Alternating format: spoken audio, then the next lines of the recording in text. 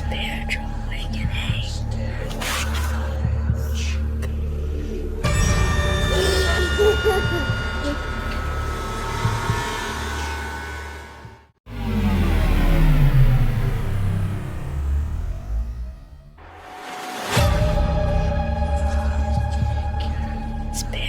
awakening.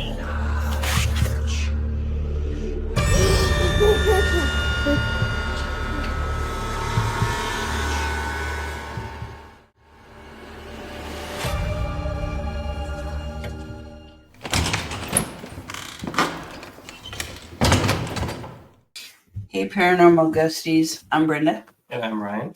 And we're doing this episode to talk about our experience with Ghost Adventures and how we got to this point. Yeah, a lot of experiences that we've had, and some of those experiences kind of sparked us making some phone calls to Ghost Adventures. So, yeah, it's an interesting experience. So like in our prior videos that we've already posted, we talked about the beginning of how we got into ghost hunting and how some of this started, but we really never talked about the show. And we're really only going to do this like one time because we don't want the focus to be on that. That's not why we got into this. It's not why we stayed in it. We were really just kind of looking for confirmation to whether we were actually capturing stuff on our cameras in the house, or if it was our imagination. And it was kind of I wrote the letter in and I said, hey, we want you to just come look at what's going on. And I never really thought that they would call us, but they did. Yeah, I mean, you guys have watched our kind of awakening videos in our first video. If you haven't, check it out. You'll help understand some of this, but some of the stuff that we were experiencing was really kind of confusing. We were just starting to get into paranormal experiences and investigating and like super amateur stuff, and it was one of those, is this really happening? Am I seeing it? Is it something else? Can I, following the processes of ruling things out? But it's kind of turned into kind of a deeply personal thing, and our experience with Ghost Adventures was unique. It was a good experience, but obviously we're not trying to use it as a way to get reputation or anything. It was just something that was part of our journey. So we just thought we would talk about it today. So I think where part of this started for like maybe a lot of people, like when COVID hit, I think everybody was binge watching shows, but I think we were watching Ghost Adventures at the request of my oldest daughter, who's deceased now, but she introduced us to Ghost Adventures, I think right before COVID broke. But then, a little bit before that, but yeah. So we weren't really into ghost hunting. We didn't have cameras and didn't even think really twice about doing something like that until later. COVID passed, things kind of settled down a little bit, and we just kind of were like, this is kind of interesting, and there's some history out there that's never been written about, and maybe we'll do that and put a little paranormal spin on it. Well, then it kind of escalated from there. We bought a camera. We started kind of messing around with it in our house, and we're looking at the screen and going, holy cow, we're actually seeing things. What are we seeing? Are they bugs? Are they dust? Are they whatever anomalies? So yeah, it sparked a lot of interest. Yeah. So then in all of that, my dad passed away, and we kind of acquired, I feel like I'm an ash collector now, because now I have another set of ashes, which is my mother. She passed away this past February on Valentine's Day. So we have yet another set of ashes. I'm not doing it on purpose. But so my dad passed away, and we got his ashes, and that's kind of when things started to happen. So toys were going off, as we said before. Yeah, we've talked about it on the previous videos, but some specific toys were going off, and we've got some footage to show you about that and kind of tie it into Ghost Adventures too, when they were here. But yeah, I didn't really experience the toys as much as he did. I don't know why that seems to be the case, but yeah. I don't know. That's kind of strange. You know, I really haven't put a lot of thought into Because my dad, it is. why would he be doing it Yeah, around you? Not me. I don't know. Maybe because it's trucks and police cars. I don't know. Probably like you better. Anyway, so this is kind of where it all started. This is a little video. There's not much to it because this is where we started. This is where we're like, oh my God, is there something here? We weren't really sure. So we're going to play this on this part of the screen right here. I don't know if you can see it to the bottom left. I'm showing you with my arrow. You probably can't even see. But the bottom left-hand corner, which might be your right-hand corner, but you'll see a little light anomaly come out. You can call it an orb. Call it whatever you want, because I know people like to fight about orbs and have, conversations that really don't matter. Maybe we'll get into a whole nother video one day about. Yeah, well, I've already made a video on orbs. You can go see that on our YouTube channel. So, I believe they exist, and I think they exist in our house. They existed then, and they still exist now. So, I'll start this video right here. Comes out from the left, and it does a U-turn and comes back up from the recliner. And then it passes between that ball and that truck. So these are the toys that were going off. So this is the police car. This was. I keep wanting to point, but I know you The can't little see me one that pointing. you see there is a little toy police car that you have to push a button to make it go off. It's not sound activated. It's not motion activated. Then that big car is like a toy Hummer that plays the MC Hammer theme song when you press the button. Yeah, and then in front of that is the alphabet ball, is what I call it. It's just a ball that when you hit it, it just does the ABCs. There's no children's laughing in it. There's no. It just does ABCs. It's like A, B, C.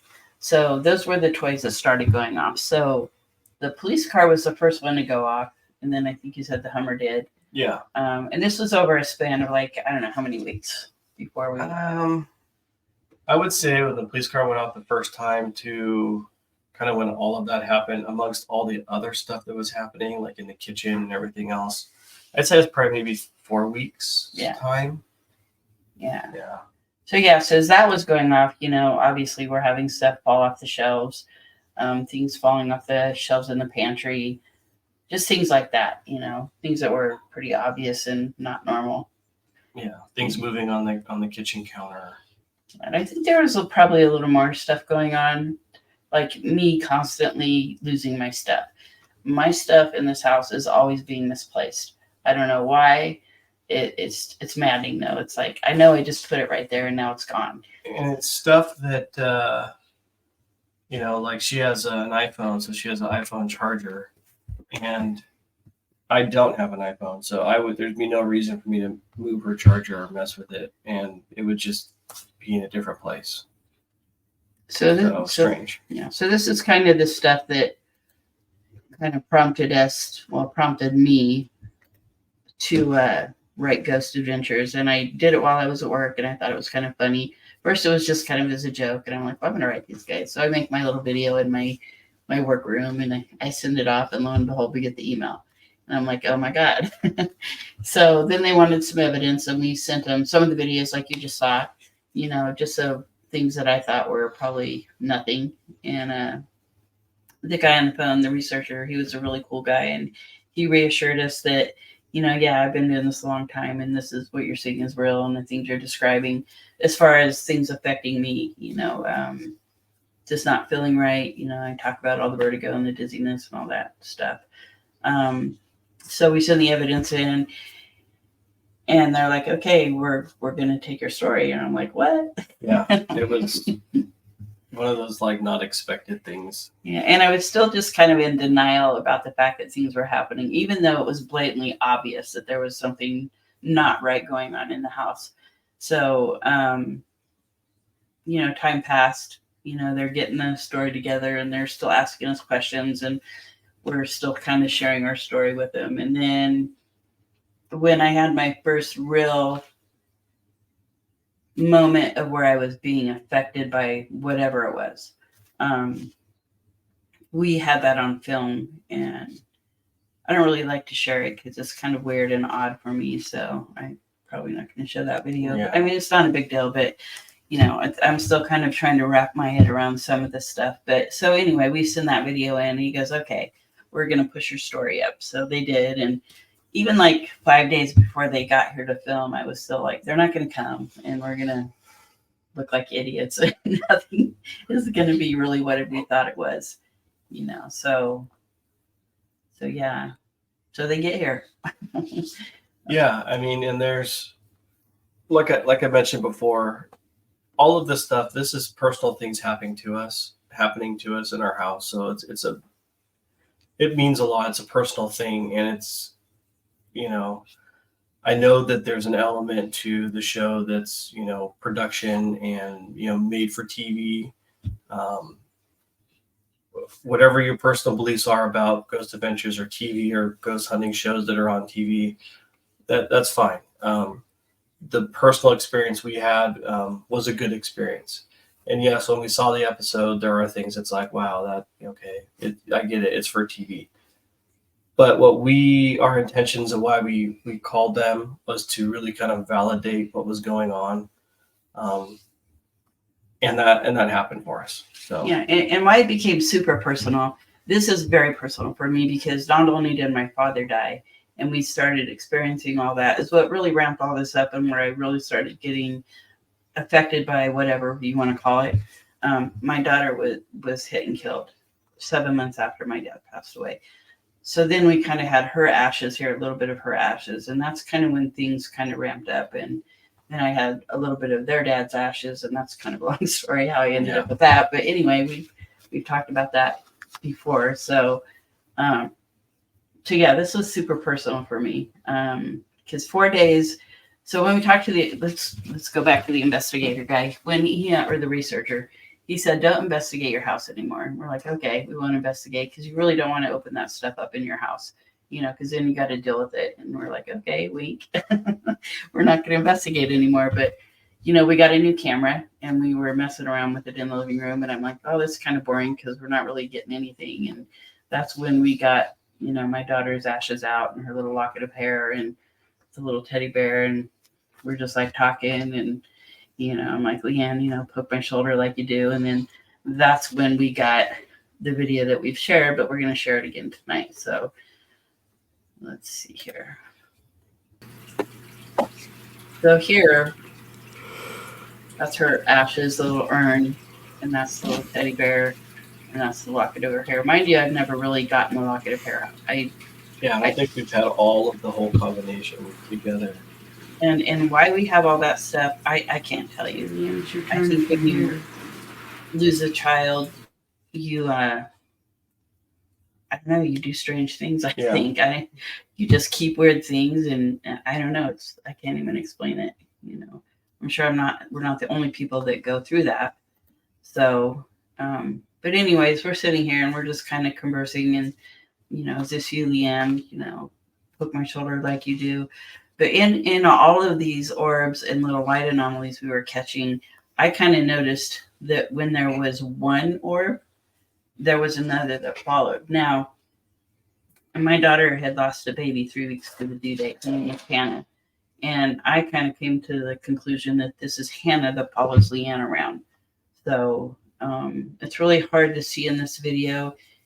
And I think it really depends on the quality of your monitor when you're looking at this, but we'll play it. Now, we don't have Hannah's ashes, obviously. No. But we do have some of her, effects from the hospital. So, and when you're watching ghost shows and they talk about cold spots, I had never experienced that before until we brought my daughter's ashes home. And I'm not going to show you all this video, but in this video, to the left of me, we started getting these cold spots. I was like, wow, those things really do exist because, this is all new to us. And, we were probably those people on there watching these shows in the beginning going, that's a bunch of poopy-doo.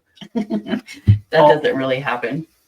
As much of a fan as I am of Ghost Adventures, I'm also kind of like the built-in skeptic. So everything I watch, I kind of look at it from that point of view. So, it's kind of interesting to actually experience this kind of stuff. So let's see here. I don't want to get too far ahead. I'm going to kind of bump this video up a little bit. Because I felt the cold go over the top of my head and down the front of my face. So we're talking about that cold air. So obviously I can't see anything because we're sitting in pitch black. Yeah, if that's you, set that off again. Go by the lights.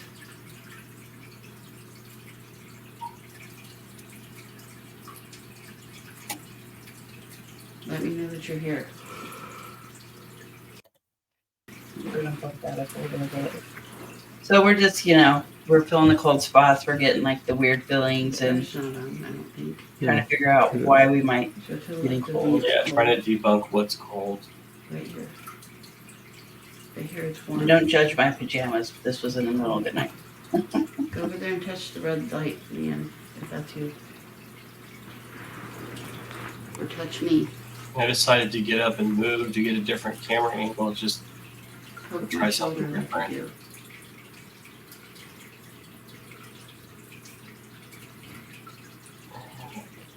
Okay. So, do you want me to play this? But, that's fine. It's, so, anyways, Ryan usually doesn't get too affected, but this did. It was almost like it touched him. it felt.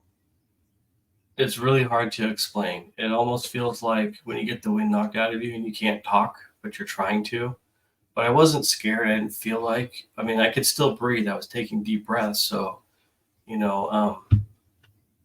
the job I do, I'm kind of accustomed to kind of calming down and being able to breathe through things, and I could breathe. I wasn't scared about that, but I couldn't get my words out, so it sounds really funny.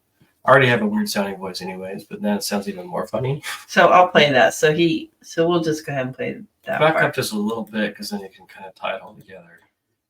Yeah. So yeah. So he gets up. I'm sitting. I can't see anything that he's. It felt like it touched my side.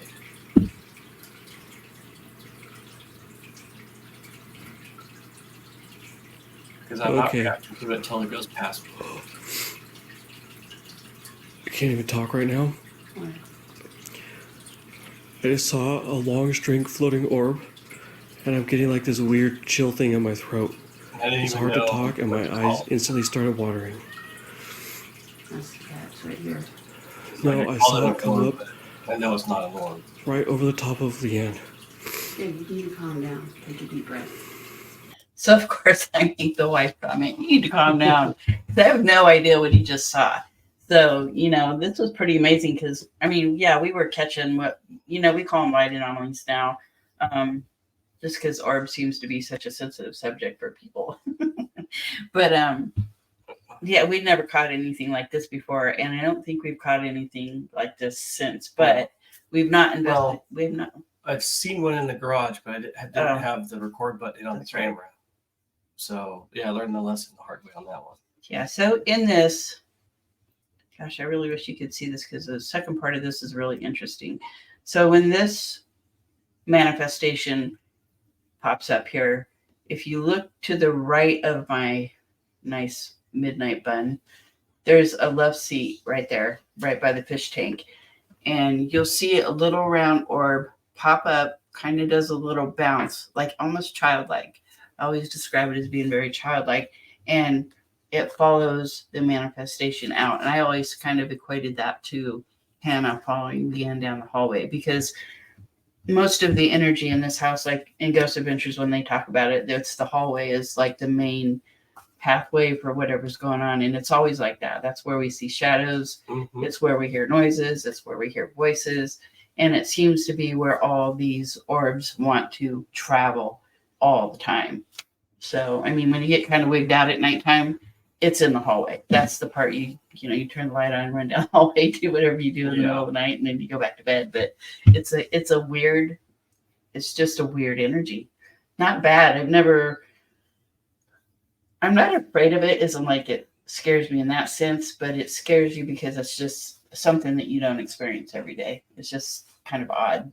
And even though I don't want to say we're used to it, but it happens not often, but often enough. But it's still, I guess, the creepy factor because you really don't know what it is. Yeah, so let's see if we can pull this back a little bit. I can't even talk right now. Okay. So you just focus on that corner by the end of the right side of that couch. Yeah. But just Turn it. So to the left of me, it's cold. go down more. Or touch me. You see a little orb pop up right there here in a second. Poke my shoulder like you do. Follows like the same path as that manifestation, so it kind of comes out, Okay. And there it goes. There It it pops goes. out and then it falls up or goes down. across in front of I her. can't even talk right now. So it's a pretty interesting catch. And that, what was that, like a week before? That was 4 days before Ghost of Interest. 4 days before they came. So they came in June of 23. And that was, 4 days before they showed up. June 10th, I think, or 9th. Or Yeah, something like and we that. didn't tell them, like, we'd sent all the other stuff, and I'm like, well, we're going to wait until they get here and we'll show them this. So when they came to they come and they do the walkthrough just to, to see what's going on, talk to us, get our story. And I was like, hey, I got one more thing to show you. And at that point, I'm sure they felt like they seen enough evidence and it was enough to do their story. And they're like, all right, well, let's watch it. So when we showed them that, they were, yeah, you got to send this to Zach like right now. Yeah. And because I'm new at editing and doing things like that, the file was huge. And I didn't think it was going to go through. It took, 3 hours for it to go through, I think. So they ended up getting back to our house late to actually do the investigation. And then they kept us all night pretty much because just of all the stuff that was going on. So, Yeah, there was, yeah.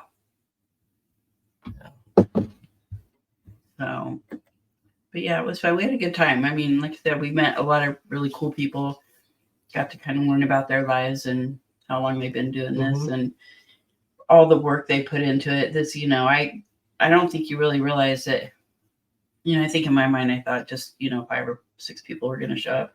No, it was a production. It was pretty you think, interesting. when you watch the show, if you don't know anything about TV or Hollywood or whatever, you think, oh yeah, it's just a couple people with, their own cameras and then they go back and edit it together. No, it's like a full TV crew. So, I mean,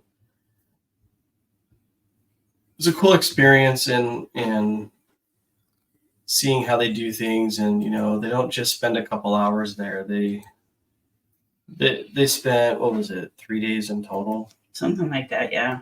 Only one day were they there doing investigation stuff, but like they come in the day before and talk to you, and then the day of the investigation, the night of the investigation, and the next night they did a bunch of stuff that was, whatever they were doing, filming the outside of the house, the inside of the house, all the pictures on the wall. So, Yeah. So it was pretty cool. So this is Leanne. This is my daughter. She was 28 when she lost her life and she left behind 3 children. So I'm pretty sure she's still here and she's just taking care of her kids. She's wanting to make sure we're all safe. That's just kind of how we're taking it now. So in this Ghost Adventures episode, a lot happened. I truly don't believe that we had any demonic forces in this house. I'm kind of more aligned with, we live in California. California comes from a lot of Native American land. I mean, there's a lot of history here with its Native American, and I think that we've developed on a lot of spiritual land, a lot of land we probably shouldn't have developed on. And I think that's where a lot of these experiences are kind of coming from, I never felt like we were in danger. No. Or that we were being possessed or anything of that nature. It was a rough time there for a little while, but I think a lot of it's because you're not understanding really what's happening or the magnitude of what's happening. Yeah, and I know some people will want to throw out the comment like, well, you wouldn't know if you're being possessed, or you wouldn't think it. They would, it's controlling you and controlling your mind. And all of the thought processes and faculties are there. I mean, hence we're doing this, this whole journey, and we've talked about it before, but Paranormal Triage kind of started off as a play into our jobs in the first responder world, and then, you know, studying the history of somewhere and trying to do the unwritten history, and then it's kind of turned into more of like triage or just sort of the facts that we're getting, and then how does that relate to the spiritual journey that we are on, because there's a lot of spiritual questions into there as well, which we're going to get into. That's kind of what we're going to be doing in the future. So this was kind of the start, I guess, to open up that can. So paranormal triage. Triage means to sort. We're sorting through evidence. We're sorting through facts. We're sorting through people's experiences, their stories, just to get to the bottom of maybe what's happening in their household. You know, so far we kind of seem like our niche is doing private investigations. Yeah, you know? and because that's more of that personal journey. You know, that's what we relate to. It's not, you know, going to the, you know, asylums that everybody's going to. Yeah. Because that's not really what we're looking for. We're not looking for, you know, demonic things. We're not looking for those kinds of stuff. We're looking for the other spiritual answers. So, and just to set the record straight, I did not attack Jay. It might have looked like it, but I didn't attack Jay. There was more to it than that. Like you know, I say in the video that's really not my nature. And you know, people are telling me that I'm an empath, and I haven't really owned that yet, and I will eventually. But I do get these weird connections to people that don't make sense. Jay being one of them. Now, it's not like that Jay wasn't, you know, that I didn't like him on the show. He just was not my favorite. You know, you always have your favorites. And not that he's not worthy of being a favorite, but he just wasn't in my radar.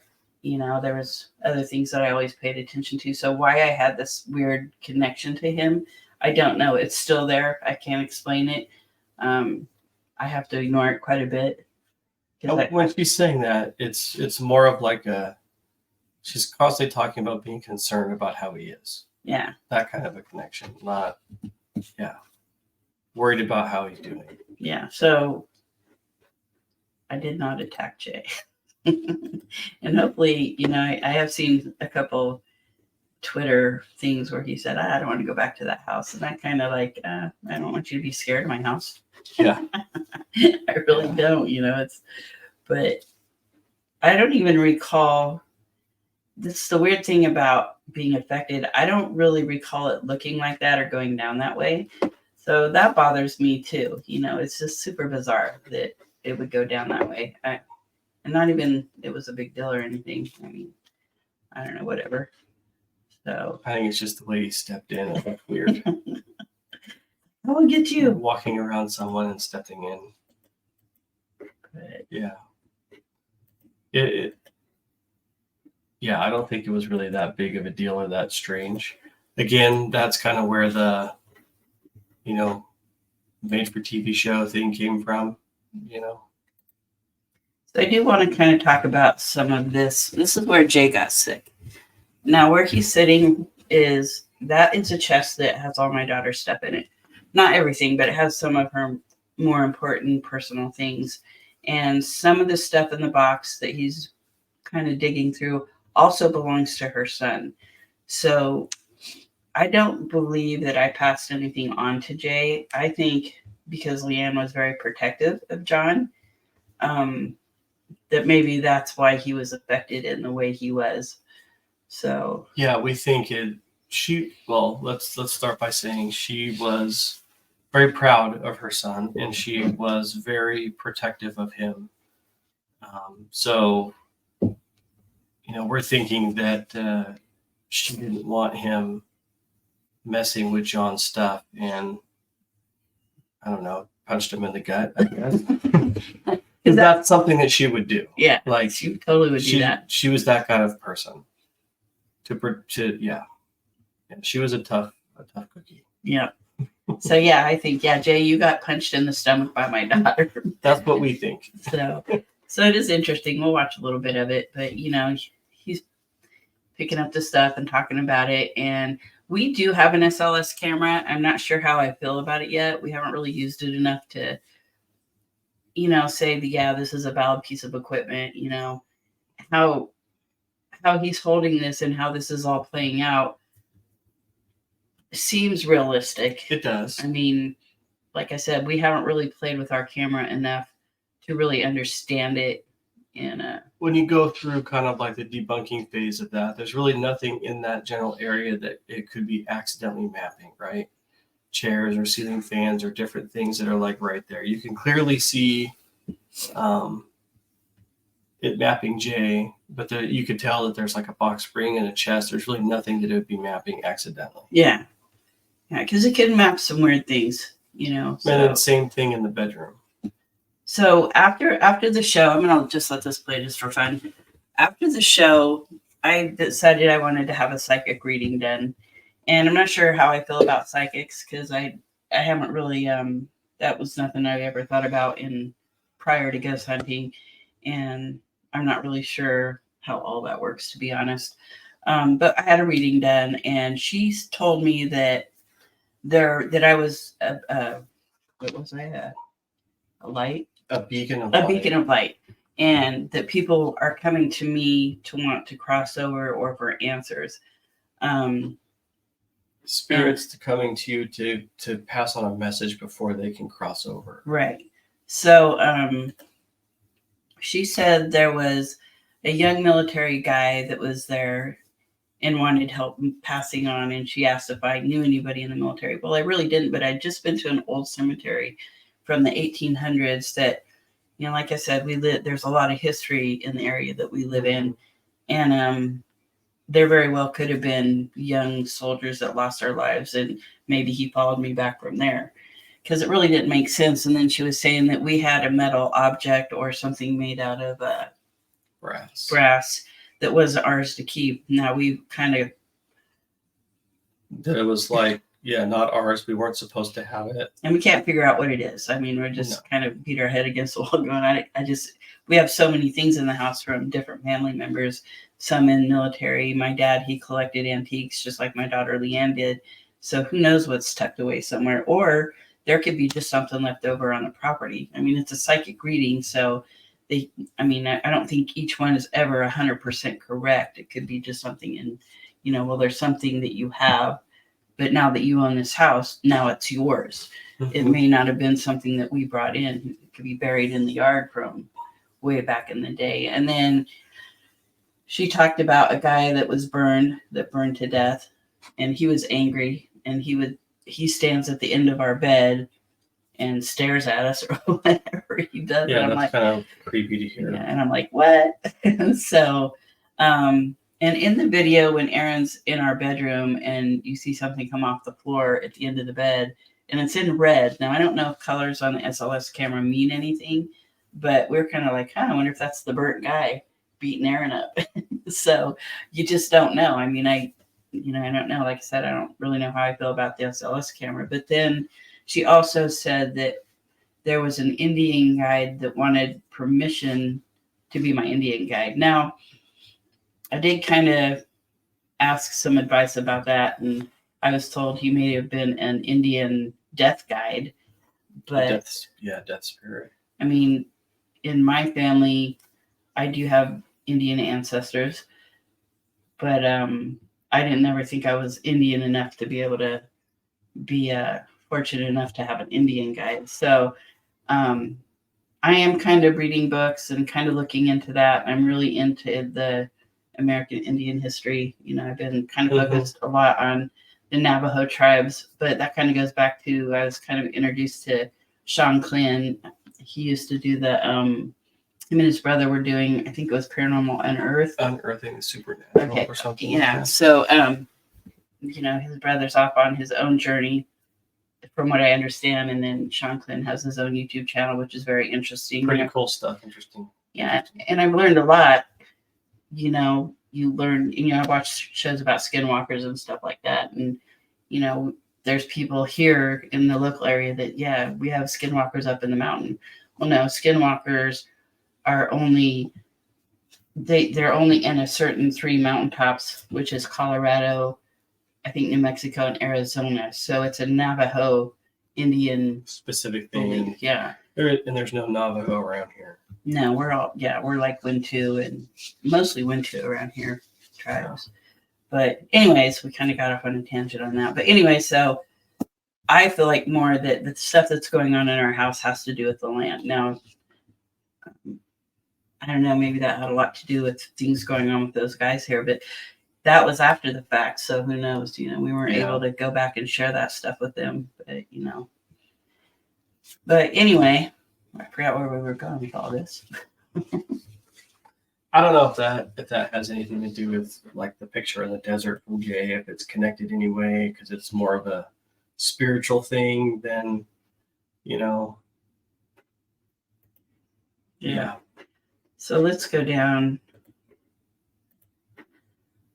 So as far as the guys being here, they were very respectful. I didn't get my kids involved a whole lot. Just, John, he's finally said, his lights were going off in his room. And, he's not, like I said, he's not really one to tell a bunch of stories, especially then. That was like a year and a half ago now. But, after that, he was kind of playing some pranks on us. Yeah, So we're scary. So he's not going to do that again. But so in the end of all this, I just want to show you what they caught if you haven't watched the episode, because this was not made up. I think that's one of the ones there. This was stuff that we had already captured in our cameras. What am I doing here? There. Oh, yeah, that's right. So this was stuff severe we've ever seen.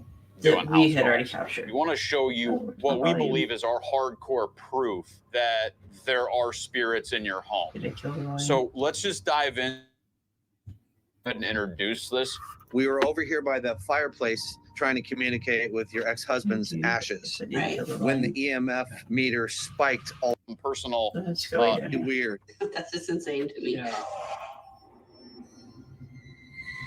Brenda and Ryan, you both know already the entire electromagnetic spectrum of light. A lot of things happened in this hallway. And there's guys some have seen stuff things that in the obviously hallway. that Watch this. over this Zoom meeting that Zach Very, talked to very us about strange. that we're not going to share. The It shape didn't of go it into is the very episode unique. It's because it not was your more of a classic personal ball of light or orb. conversation. So is Shared this a with spirit shared traveling with down us the some hallway? information, Right.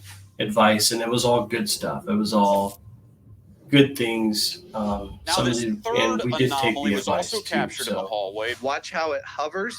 Yeah, so everything that they're showing right now in this video, See it gliding. this is stuff that we had already It captured. almost So this is looks stuff that like we a wanted wow, confirmation like a about. bat. Wow. Is this what we're See that right really there? Look at seeing? that. Look at the shape. Yeah, absolutely. and that looks really very weird. similar shape That's to just what insane we to had me. captured and we showed you earlier coming out of the carpet. Yeah, not only coming out Brenda of the and Ryan, carpet, you but both Ryan know seeing it in already the that garage. Jay was So very what has oddly happened affected since then? when he Well, was in this house. hopefully Jay's better because he thrown his guts out in my sink. I hope he cleaned it. I feel But overwhelmed. yeah, it did feel bad. It was like, and I learned a new word, pass-out-esque. So now I add esque to everything now. I feel a little pass-out-esque. I never heard of that before, but Jay's one of my favorites now. I don't know why. I just think he's a pretty cool dude, and he's very knowledgeable in what he does. I do like he does a whole bunch of other stuff. He has his own Facebook where he does music and stuff like that. So you might want to go check that out if you're not familiar with him. I think he has his own production company now for editing and things like that. But so what's happened since then? Well, quite a few things. So it got quiet for a little while. Things got better. The house wasn't as heavy. I wasn't going through all the weird emotions and, dizziness and kind of losing track of time. So that pretty much went away. So they did a cleansing on the house, and that was really cool. I don't know how I feel about that stuff. I'm not knowledgeable about it, so I kind of get a little standoffish when people start talking about that stuff. But I'll learn about it someday. And everybody we've talked to in our research, like we're still learning a lot of this stuff too. so far, kind of the consensus is you really shouldn't be doing that unless you really know what you're doing. And we've done some investigations, and some of the investigators I watched said, well, it kind of bugs me when these people go into houses and then they just leave and they don't do anything. And it's a very valid point. It's a very valid thing to say because, yeah, I mean, we tell people we're not here to cleanse anything. You know, I can tell you what to do, but if you don't know what you're doing, it can make it worse. And we have done one investigation where we did get, I haven't dropped that video, but we're working on it. But after we had left that investigation, things did get a little bit worse. And I kind of felt bad after that because, you know, these are things that you learn as you go along. And I do want to help these people because I do feel for them when you're going through these things and you just don't understand it, you know. It can be kind of scary, you know. Well, and confusing and stressful and everything else on top of it. As from personal experience, we understand. So, I mean, the things that I've experienced since then, and this has been just started up probably 2 months ago, I was sitting on my bed. It was like 1 o'clock in the morning and I couldn't sleep. And I kind of was sitting with my legs crossed and I couldn't feel the finger grab. Like when somebody grabs your leg, I couldn't feel the pressure of the grab, but something shook my leg and my hand immediately went plopped on Ryan's chest. I'm like, wake up. So it kind of freaked me out. I'm like, something just shook my leg. Yeah. And it wasn't my imagination by no means. It was super weird. And then just gradually the weird feelings are starting to come back again, but it kind of a little bit of a different feeling, and I'm not sure why. Not sure why. You know, yeah, I don't know. And then just things are starting to get misplaced, moved around. I started hearing kind of wrestling in the house, and I kind of thought it was my dogs, but that's not it. I say it's just the dogs so I don't get freaked out. But it almost sounds like somebody moving something in the house, like moving boxes or moving furniture or something like that. And just like moving that. your stuff. Yeah, moving my stuff. You know, my stuff's always being lost. Maybe it's just me and I just need a good excuse of why it's getting lost. You know, maybe I'm getting dementia. I don't know. But and then you're experiencing Yeah, things. I mean, I'm putting some stuff away just cleaning up the house. I was putting actually some baby wipes under the sink in the bathroom, in the cabinet where we keep them, and we you know, Hey, we Waffle. put all that stuff. There's the cat. That's our guardian. Hey, Waffle. Say hi to everybody. We store everything in there. So I'm moving some stuff around, and I was carrying the box, and it's not a big box, but it's a box you need 2 hands to carry. So I'm carrying it. I walked down the hallway and went into the bathroom, and this is the bathroom that's like for the whole house. It's not in the master. And before I walked in there, I had heard some noises that sounded like an aerosol can, almost like the air fresheners. You know, that's what it sounded like, and it was like several times I had heard it, and Judith was asleep, so it's like, well, maybe she got into something because she is notorious for getting into things, as every 2-year-old does. So I'll make my way in there. Walk into the bathroom, the noises stop, but then I noticed the toilet seat start going, or not the toilet seat, but the cover.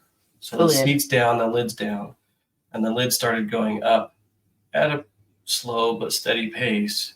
Before it got completely open, it's like I turned around and walked out. It's like, what did I just see? You know, this was like 2 days ago. Just a couple days ago, yeah. All the emotion and everything. It's like, so I put the box down, I turn around and go back in there, and the seat and the lid's back down.